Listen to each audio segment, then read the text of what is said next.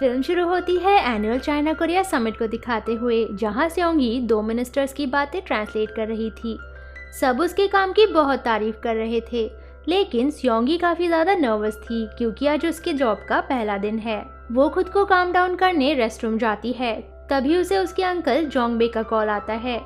वो उसे बताते हैं कि हम 10 साल से जिसे ढूंढ रहे हैं वो मिल गया है। ये सुनते ही वो समिट छोड़कर जल्दी से एयरपोर्ट की तरफ निकलती है। यहाँ से सीन शिफ्ट होता है 1993 इंचियोन कोरिया में, जहाँ हम जोंगबे और पार्क डू-सक को देखते हैं, जो कि रिटायर्ड आर्मी ऑफिसर्स थे और अब वो दोनों डेट कलेक्टर्स का काम करते हैं। वो अपने तरीके से उधार वसूल करते थे। रास्ते में उन्हें म्योंगजा और उसकी बेटी स्योंगी दिखती है। स्योंगी की मॉम उन्हें देखकर वहां से उसे लेकर भागने लगती है, लेकिन वो दोनों उन्हें पकड़ लेते हैं। म्योंगजा उन्हें कहती है कि वो उनके पूरे पैसे चुका देगी, बस उसे कुछ दिन और टाइम चाहिए क्योंकि स्योंगी के डैड कुछ ही दिन पहले गुजर गए। लेकिन पार्क डू-सक उसे पेमेंट नोटिस दिखाता है, जिसमें 2 महीने का इंटरेस्ट बाकी था। स्योंगी को पार्क डू-सक का बर्ताव देखकर गुस्सा आता है और वो उसे पिंच करती है। जब वो उसे डांटने लगता है तब वो बिल्कुल भी नहीं डरती। ये देखकर वो उसे मारने आगे बढ़ता है, लेकिन उसकी मॉम बीच में आ जाती है। इसके बाद स्योंगी शोर करने लगती है। वो सबसे कहती है कि ये आदमी मेरी मम्मा को मार रहा है, जिस वजह से वहाँ के सभी लोग उन्हें देखने लगते हैं। तब डू-सक उन्हें अपने काम से काम रखने कहता है और म्योंगजा को अपनी कोई कीमती चीज गिरवी रखने कहता है, लेकिन म्योंगजा के पास तो कुछ भी नहीं था।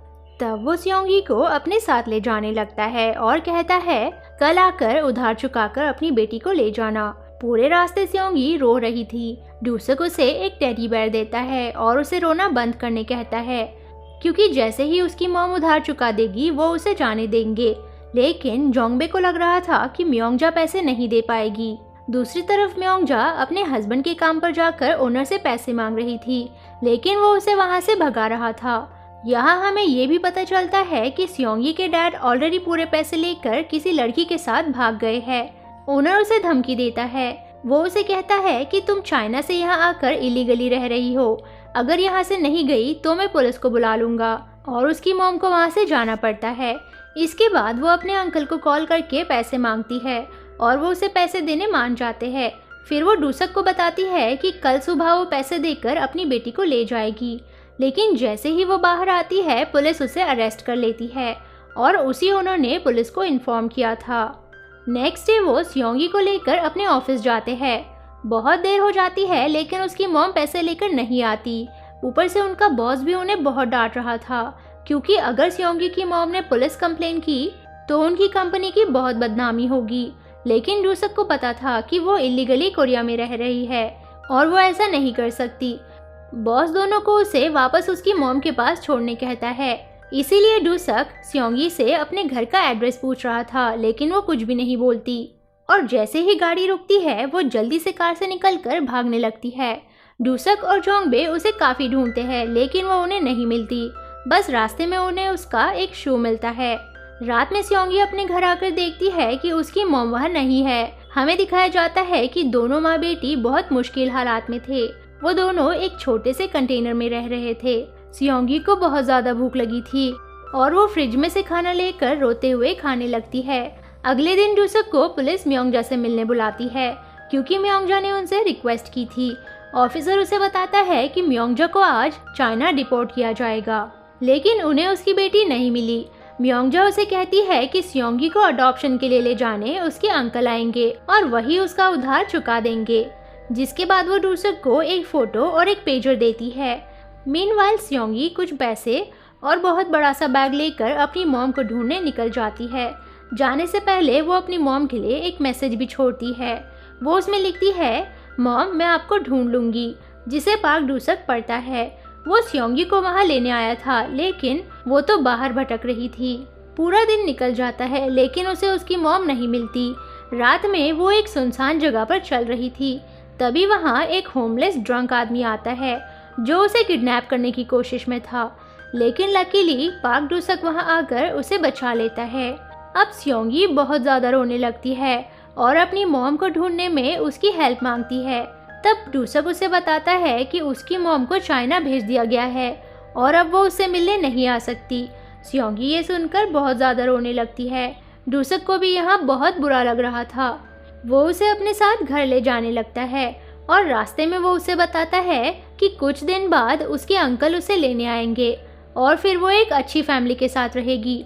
बड़ी होकर शायद वो अपनी मॉम से मिल पाए। और फिर कुछ दिन ऐसे ही बीत जाते हैं। स्योंगी उनके साथ खुश रहने लगती है और वो घर का सारा काम भी कर देती थी। डूसक उसे कहता है कि अगर वो पढ़ लिख कर कामयाब बनेगी तो उसकी मॉम उससे मिलने ज़रूर आएंगी और उसका नया घर भी बहुत बड़ा और अच्छा होगा। तभी उसके अंकल का कॉल आता है और वो उसे लेने आने वाले थे। इसके बाद वो दोनों स्योंगी को लेकर घूमने जाते हैं। तभी रास्ते में उसे एक बोर्ड दिखता है जिनमें के 2 शब्दों से वो पार्क डूसक का नया नाम रख देती है, जो कि था पार्क स्योंगबो। और ये नाम डूसक को भी बहुत पसंद आता है। फिर वो उसके लिए शॉपिंग करने जाते हैं और काफ़ी एंजॉय करते हैं। डूसक स्योंगी को उसके फेवरेट सिंगर की सीडी और टेप भी दिलाता है। हालांकि उसके पास ज़्यादा पैसे नहीं थे, लेकिन स्योंगी की खुशी के लिए वो अपने सारे पैसे खर्च करने के लिए तैयार था। रात में वो स्योंगी के लिए फेयरवेल केक भी काटते हैं, बट स्योंगी काफ़ी ज़्यादा उदास थी क्योंकि वो कल उन्हें छोड़कर चली जाएगी। इसीलिए वो अपने रूम में चली जाती है। नेक्स्ट डे बस स्टॉप पर उसके अंकल का वेट करते हुए डूसक स्योंगी को एक पेजर देता है और उसे कहता है कोई भी बात हो या फिर तुम्हें हमारी याद आए तो तुम पेजर पर मुझे कांटेक्ट कर सकती हो और मैं 3 सेकंड में तुम्हें कॉल बैक करूंगा। इसके बाद वो उसे एक सीडी प्लेयर भी गिफ्ट करता है। तभी उसके अंकल वहां आकर उसे ले जाते हैं। डूसक और स्योंगी काफ़ी ज़्यादा उदास थे क्योंकि इतने दिनों में दोनों एक दूसरे से काफ़ी अटैच्ड हो चुके थे। अब कुछ दिन बीत जाते हैं। डूसक स्योंगी के पेजर पर मैसेज छोड़ता रहता था, लेकिन उसे कोई जवाब नहीं मिल रहा था। जब वो उसके अंकल के घर कॉल करता है तो अंकल की वाइफ झूठ बोल देती है। अब डूसक को शक होने लगा था, इसीलिए वो उसके अंकल का एड्रेस निकलवा कर उसके घर जाता है। यहाँ उसे पता चलता है कि वो अंकल तो बहुत ही ज़्यादा बुरा इंसान है। उसने स्योंगी को एक गलत औरत को बेच दिया था। ये सुनकर डूसक को बहुत गुस्सा आता है और वो अंकल की पिटाई कर देता है। इसके बाद हम स्योंगी को देखते हैं जिसके साथ काफी गंदा बिहेव किया जा रहा था। वो औरत एक क्लब चलाती है और उसे बताया गया था कि स्योंगी 13-14 साल की है, इसीलिए उसे उसने खरीदा था। वो स्योंगी से सारे काम करवाती थी और उसने स्योंगी से झूठ भी कहा था कि वो उसे स्कूल भेजेगी, लेकिन ऐसा कुछ नहीं होने वाला था। स्योंगी को जैसे ही मौका मिलता है वो अपनी मॉम के पेजर पर मैसेज छोड़ देती है। यहाँ डूसक और जोंगबे उसके लिए काफी ज्यादा परेशान थे। डूसक स्योंगी का बैग चेक करता है और उसे पेजर में उसका मैसेज मिलता है, जिसके बाद वो तुरंत उसे अपना नंबर देता है, लेकिन वो एरिया कोड बताना भूल गया था, जिस कारण स्योंगी जब भी उस नंबर पे कॉल करती थी गलत नंबर लग जाता था। दूसरी तरफ क्लब में एक कस्टमर की वजह से स्योंगी को चोट लग जाती है और हॉस्पिटल ले जाने की बजाय वो लेडी उसके घाव पर लिपस्टिक लगा देती है। यहाँ जैसे ही डूसक को अपनी गलती का एहसास होता है वो स्योंगी को अपना एरिया कोड बताता है, जिसके बाद स्योंगी उसे कॉल करती है और रोते हुए अपना एड्रेस बताती है जो उसने क्लब के विजिटिंग कार्ड पर देखा था।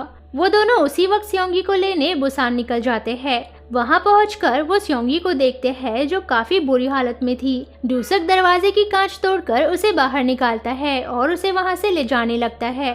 तभी वो लेडी वहां आकर उससे स्योंगी को वापस मांगती है। हिम्मत तो देखो इसकी।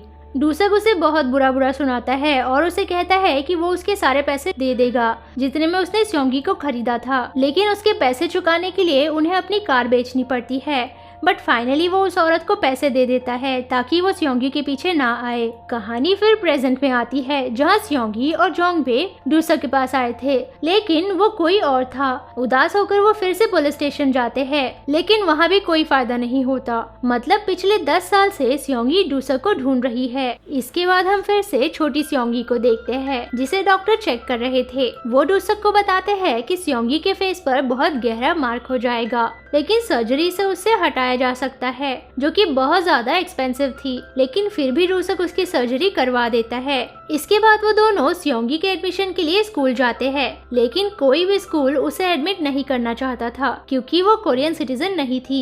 इसीलिए डूसक को उसे लीगली अडॉप्ट करना पड़ता है और अब वो स्कूल जाने लगती है। सब कुछ बहुत अच्छा हो रहा था। टाइम के साथ वो तीनों एक फैमिली बन जाते हैं और डूसक भी उसे अपनी असली बेटी जैसे प्यार करता था। अब स्योंगी काफी ज्यादा खुश रहने लगी थी। देखते ही देखते वो बड़ी हो जाती है और वो अब हाई स्कूल में है।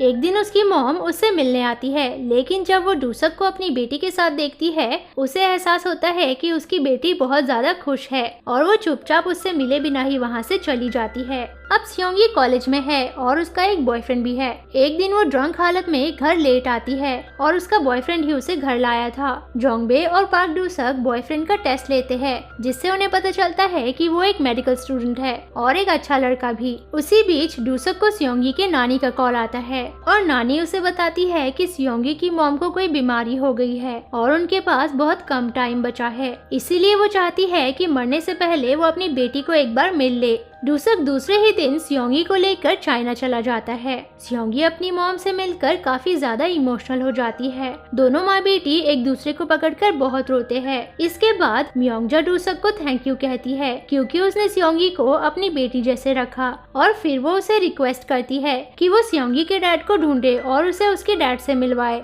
डूसक यहाँ ये जानकर काफी हैरान था कि उसके डैड अब भी जिंदा है और वो किसी और के साथ रहते हैं। फिर वो कोरिया वापस आ जाते हैं। जब डूसक घर में नहीं होता तब सियोंगी कुछ साफ सफाई करते वक्त डूसक का शू देखती है जो कि फट गया था और वो 3 दिन एक फैक्ट्री में काम करके पैसे जमा करती है। फिर वो डूसक के लिए नए शूज खरीदती है। उन्हीं 3 दिनों में डूसक उसके डैड को ढूंढने में लगा था। वो उसके डैड के पुराने वर्क प्लेस पे जाता है जहाँ से उसे उसके डैड का एड्रेस पता चलता है। तभी डूसक के सर में अचानक काफी तेज दर्द होने लगता है और उसका विजन भी ब्लरी हो गया था, लेकिन वो इस बात को इग्नोर करके सियोंगी के डैड को ढूंढने में लगा था। फिर वो देखता है कि सियोंगी के डैड तो यहाँ अपनी दूसरी फैमिली के साथ काफी खुश थे। दूसरी तरफ सियोंगी शूज लेकर घर आती है। तभी उसे डूसक का कॉल आता है और वो उसे रेस्टोरेंट आने कहते हैं जहाँ वो उसे उसके डैड से मिलवाता है। उसे वहाँ छोड़कर वो जोंगबे के पास जाता है। जोंगबे बहुत ज्यादा गुस्से में था। वो उसे कहता है कि अब सब कुछ बदल जाएगा। सियोंगी ऑब्वियसली अपने रियल डैड को ही चुनेगी और डूसक भी ये सब सोचकर काफी उदास हो गया था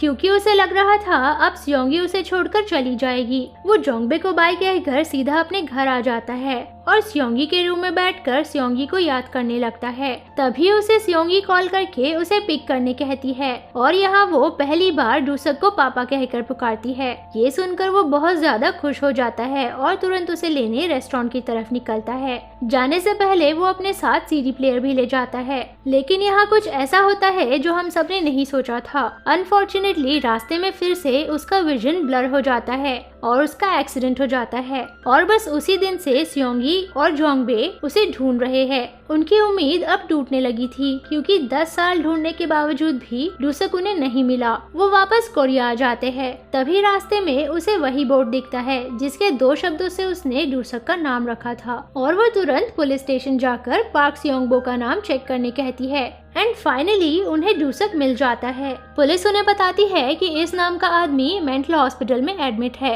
और वो दोनों सीधा हॉस्पिटल जाते हैं। यहाँ उन्हें पता चलता है कि एक्सीडेंट के बाद डूसक की मेमोरी चली गई और पिछले 10 साल से वो वहाँ एडमिट है। वो एक बुक में बस पार्क डूसक और सियोंगी का नाम लिखता रहता था। ये देखकर वो दोनों काफी ज्यादा इमोशनल हो जाते हैं। फिर वो फाइनली उससे मिलते हैं, लेकिन डूसक उन्हें नहीं पहचानता। दोनों उसे देखकर फूट फूट कर रोने लगते हैं। सियोंगी उसे वो शूज देती है जो उसने 10 साल पहले उसके लिए खरीदे थे। तभी डूसक उसे वो सीडी प्लेयर दिखाता है। जब वो सीडी प्लेयर को छूने की कोशिश करती है तो वो उसे नहीं छूने देता। सियोंगी को डूसक के पास पासबुक भी मिलती है जिसमें बहुत सारी सेविंग्स थी जो कि डूसक ने सियोंगी के लिए रखे थे। सियोंगी उसे माफी मांगती है कि उन्हें उसे ढूंढने में इतने साल लग गए। मूवी के लास्ट सीन में सियोंगी की शादी हो रही होती है। तब डूसक उसे सियोंगी कहकर पुकारता है, मतलब उसे धीरे धीरे सब कुछ याद आने लगा था और सियोंगी इस बात से बहुत ज्यादा खुश हो जाती है। इसी के साथ ये मूवी खत्म हो जाती है। Thank you for watching.